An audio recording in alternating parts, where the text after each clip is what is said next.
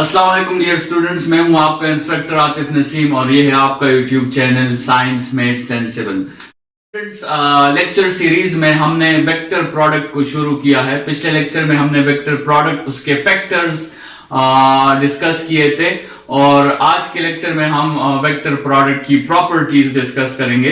पिछले लेक्चर में हमने वेक्टर प्रोडक्ट को निकालने के दो मेथड्स भी डिस्कस किए थे, जिसमें हमने कहा था कि वेक्टर्स जब पैरेलल आपके साथ ना हो तो फिर आप पैरेलल कंपोनेंट्स कंसिडर करते हैं और उन पैरेलल कंपोनेंट्स में आपको एक वेक्टर को रेफरेंस लेना होता है और दूसरे वेक्टर का सिर्फ आपने परपेंडिकुलर कंपोनेंट जो है वो मल्टीप्लाई करना होता है, because vector product is a property of multiplication of perpendicular vectors.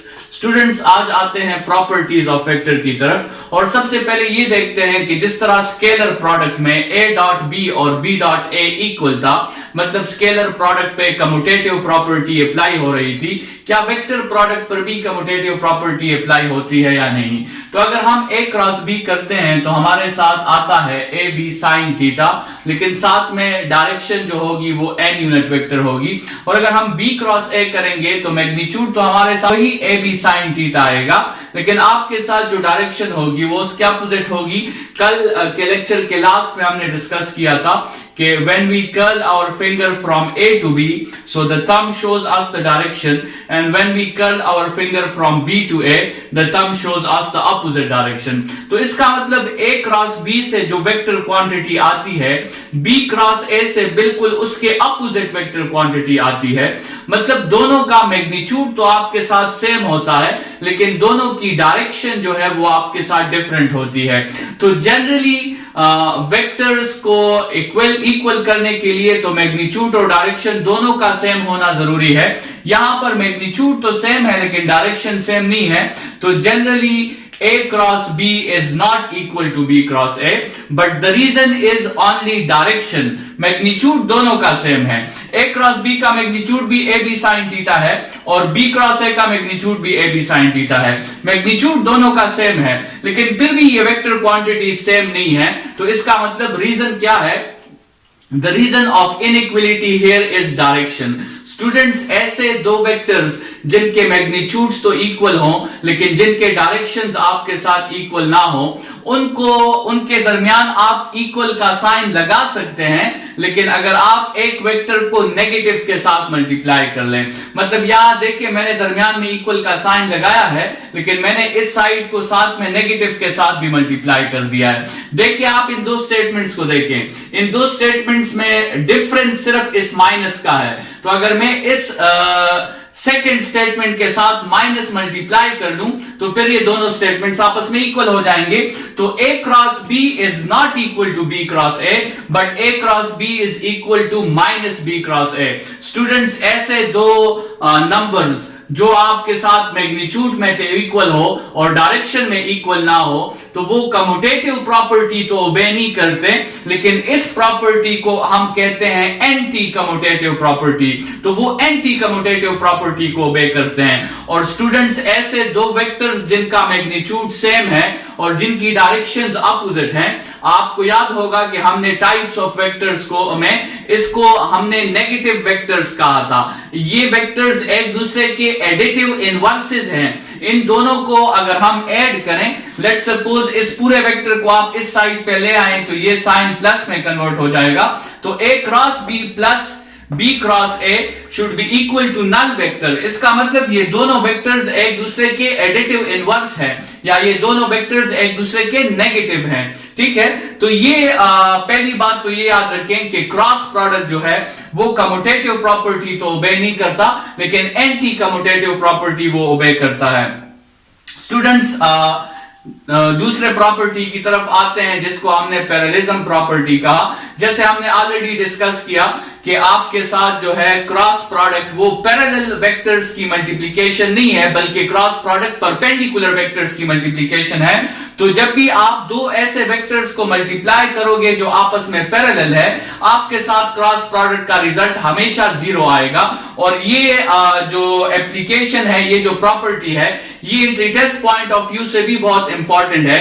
Students, अगर आपसे कोई पूछे कि साबित करें कि ये दो वेक्टर्स जो हैं ये आपस में पैरेलल हैं, तो आप इस कंडीशन के थ्रू उसे साबित कर सकते हैं। और आपने करना क्या है कि आपने उन दोनों वेक्टर्स का क्रॉस प्रोडक्ट लेना है और फिर आपने उसको साबित करना है कि वो आपके साथ जीरो के इक्वल है। तो इससे ये बात साबित हो जाएगी कि those two vectors are parallel. This property is called parallelism property. Students, orthogonal property, जैसे हमें पता है कि अगर थीटा 90 हो तो उस वक्त क्या सिचुएशन है, तो हमने पिछले लेक्चर में केसेस में भी डिस्कस किया और जनरली भी हमने ये बात डिस्कस की है कि vector product is the multiplication of perpendicular vectors. तो जब वेक्टर्स पहले से ही परपेंडिकुलर है तो उस वक्त आपके साथ वेक्टर प्रोडक्ट जो होगा वो मैक्सिमम होगा। ए बी साइन थीटा में आप थीटा की जगह 90 पुट करें तो साइन थीटा अपनी मैक्सिमम रिजल्ट 90 एंगल पे देती है जिसकी वैल्यू 1 है। तो उस केस में आपके साथ साइन थीटा का रिजल्ट 1 होगा और आपके साथ प्रोडक्ट जो है वो ए बी के इक्वल हो जाएगी। स्टूडेंट्स, नेगेटिव वेक्टर प्रोडक्ट हमने केसेस में भी डिस्कस किया था कि अगर थीटा आपके साथ 180 हो तो आपके साथ फिर वेक्टर प्रोडक्ट जो है वो आपके साथ नेगेटिव होता है।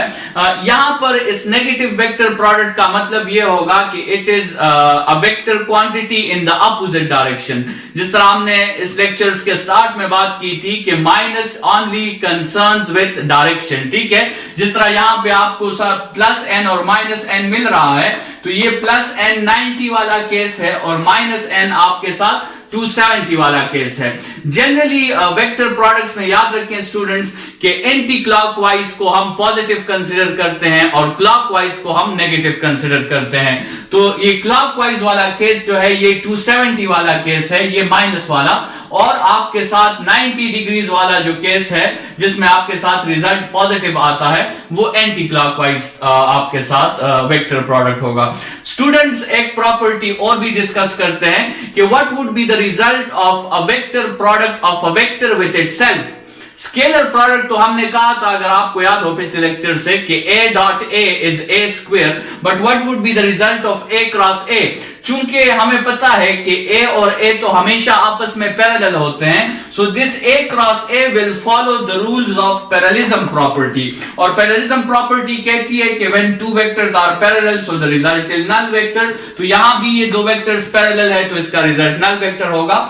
इस प्रॉपर्टी की बुनियाद पर हमने यूनिट वेक्टर्स को मल्टीप्लाई किया है। अगर a क्रॉस a से नल वेक्टर आता है तो फिर i cross i, j cross j और k क्रॉस k से भी आपके साथ नल वेक्टर्स ही आएंगे या आपके साथ जीरो आंसर आएगा। लेकिन अगर स्टूडेंट्स आप जो है i क्रॉस j करते हैं तो i क्रॉस j आपके साथ k के इक्वल होगा।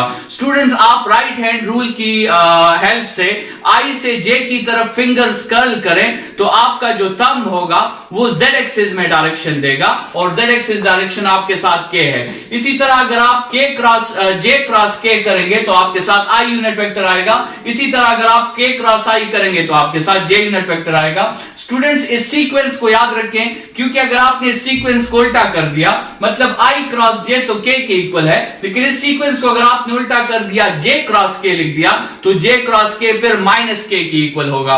स्टूडेंट्स, इस प्रॉपर्टी के हेल्प से, क्योंकि a क्रॉस b की डायरेक्शन अगर अपवर्ड है तो b क्रॉस a की डायरेक्शन डाउनवर्ड हो जाएगी। तो अगर i क्रॉस j k के इक्वल है तो j क्रॉस i फिर आपके साथ माइनस k के इक्वल हो जाएगा।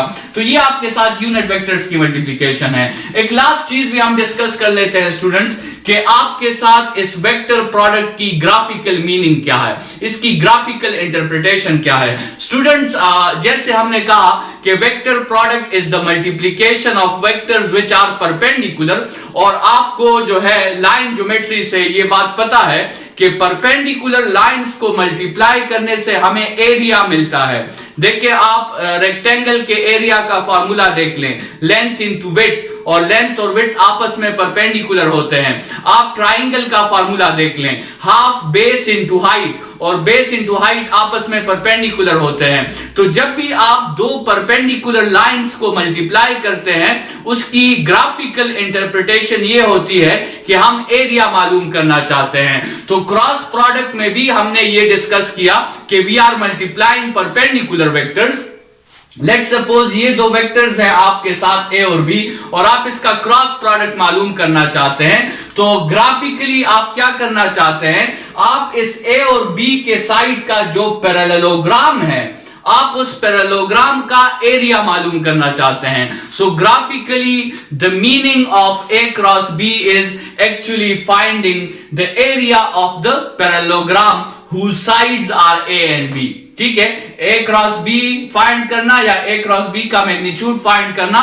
ग्राफिकली इससे मतलब ये है कि आपके साथ जो है आप वो एरिया फाइंड कर रहे हैं जिनके साइड्स जो हैं वो a और b हो, और आप उस पैरेललोग्राम का एरिया फाइंड कर रहे हैं। स्टूडेंट्स, एक लास्ट प्रॉपर्टी जो एंट्री टेस्ट के केस में आपको हेल्प कर सकती है, अगर आपको a और b कंपोनेंट्स के फॉर्म में गिवन हो तो फिर आप a क्रॉस b का जो फॉर्मूला है वो आप इस डिटर्मिनेंट को खोल कर फाइंड कर सकते हो। i j k a x a y a z b x b y b z। अगर आपको a और b कंपोनेंट्स के फॉर्म में गिवन हो, मतलब a आपको गिवन हो A X I unit vector plus A Y J unit vector plus A Z K unit vector, और बी भी आपको इसी तरह कंपोनेंट्स के फॉर्म में गिवन हो, और आपसे कहा जाए कि आप इन दोनों का क्रॉस प्रोडक्ट फाइंड करें, तो आप ये 3 क्रॉस 3 ऑर्डर का डिटर्मिनेंट ओपन करके आप इससे जो है क्रॉस प्रोडक्ट फाइंड कर सकते हैं। तो इस तरह के क्वेश्चंस आपके एंट्री टेस्ट में जो है आने के चांसेस हैं या आपके आ सकते हैं। स्टूडेंट्स, लास्ट एक टॉपिक हम इसमें डिस्कस करेंगे वेक्टर प्रोडक्ट और स्केलर प्रोडक्ट में, और वो हमारे साथ होगा कि वेक्टर प्रोडक्ट और स्केलर प्रोडक्ट में आपके साथ सिमिलरिटीज और डिफरेंसेस क्या क्या हैं, और इसके साथ ही ये डोमेन इस चैप्टर का खत्म हो जाएगा। फिर इस चैप्टर का लास्ट डोमेन है जो हमारे साथ इक्विलिब्रियम के बारे में है और टॉर्क के बारे में है। स्टूडेंट्स, इसकी कुछ एग्जांपल्स भी अगर हम देख लें वेक्टर प्रोडक्ट की, तो वेक्टर प्रोडक्ट की सबसे पहले एग्जांपल जो है वो टॉर्क है। Torque is equal to R cross F. ठीक है, torque is the cross product of moment arm and force. ठीक है, तो यहां पर जो है मोमेंट आर्म और फोर्स तो है ही वेक्टर क्वांटिटी, लेकिन इसका रिजल्ट जो है टॉर्क वो भी एक वेक्टर क्वांटिटी है। तो आपके साथ टॉर्क जो है it is an example of the vector product. Work is the example of scalar product and torque is the example of vector product. Students, अगर आप वर्क के फार्मूला को देखें तो उसमें भी फोर्स और डिस्प्लेसमेंट है, और अगर आप इस फार्मूला को देखें इसमें भी फोर्स और डिस्प्लेसमेंट है। तो इसीलिए स्टूडेंट्स वर्क का यूनिट जो है न्यूटन मीटर और टॉर्क का यूनिट भी न्यूटन मीटर है, लेकिन वर्क के यूनिट को जो न्यूटन मीटर है उसे फिर हम जाउल कहते हैं, और टॉर्क के यूनिट को हम न्यूटन मीटर ही कहते हैं। ये दो वेक्टर्स को हमने डॉट प्रोडक्ट लिया तो उसे हम वर्क कह रहे हैं, और उन्हीं दो वेक्टर्स का जब हमने क्रॉस प्रोडक्ट लिया तो फिर हम उसे टॉर्क कह रहे हैं। स्टूडेंट्स, नेक्स्ट लेक्चर में हम स्टार्ट जो लेंगे वो वेक्टर और स्केलर प्रोडक्ट के दरमियान डिफरेंसेस से लेंगे, और फिर हमारी बात जो होगी वो टॉर्क के ऊपर होगी। इस लेक्चर के लिए इतना ही। Thank you students.